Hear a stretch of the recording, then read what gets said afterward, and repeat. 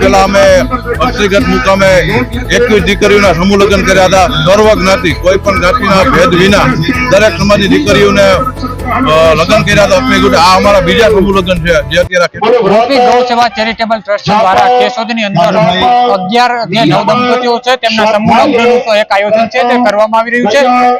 છેલ્લા ઘણા વર્ષોથી જે ગોપી ગૌ સેવા ચેરિટેબલ ટ્રસ્ટ છે તે અનેક જે કાર્યો છે તે કરી રહ્યું છે અને ખાસ કરીને જો વાત કરવામાં આવે તો અનેક જે સેવાકીય કાર્યોની સાથે હાલ દ્વિતીય જે સમૂહ લગ્નો છે તેમનું આયોજન છે તે કરવામાં આવે છે અને હાલ અહીં તમે જોઈ શકો છો કે જે 11 જેટલા નવદંપતીઓ છે તે હાલ પ્રભુતામાં જે પગલા છે તે માંડી રહ્યા છે અને અત્યારે આપણી સાથે અહીં ઘણા જે ગોપી ગૌ સેવા જે ચેરિટેબલ ટ્રસ્ટના લોકો છે તેમની સાથે સીધો વાત કરવાનો પ્રયત્ન કરશો.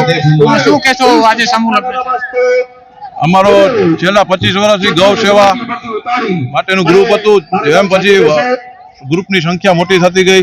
જેમ તેમ અત્યારે અમારી પાસે એમ્બ્યુલન્સ, પછી છેલ્લા 2 વર્ષ પહેલા અમે અક્ષયગઢ મુકામે 21 દીકરીઓના સમૂહ લગ્ન કર્યા હતા. સર્વ જ્ઞાતિ કોઈ પણ જ્ઞાતિના ભેદ વિના દરેક સમાજની દીકરીઓને લગ્ન કર્યા હતા. અક્ષયગઢ આ અમારા બીજા સમૂહ લગ્ન છે જે અત્યારે કેશોદ આહિર સમાજ પર છે.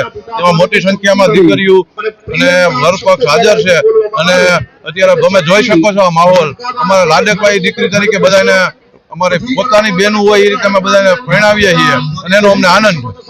જે આયોજકો છે તે જણાવી રહ્યા છે કે અત્યારે 11 જે નવદંપતીઓ છે તે પ્રભુતામાં પગલા માંડે છે અને પાછળ તમે દ્રશ્યોમાં જોઈ શકો છો ખૂબ જ એક અનેરો ઉત્સાહ છે તે અહીં જોવા મળી રહ્યો છે. કેશોદ પ્રશાંત થાણી.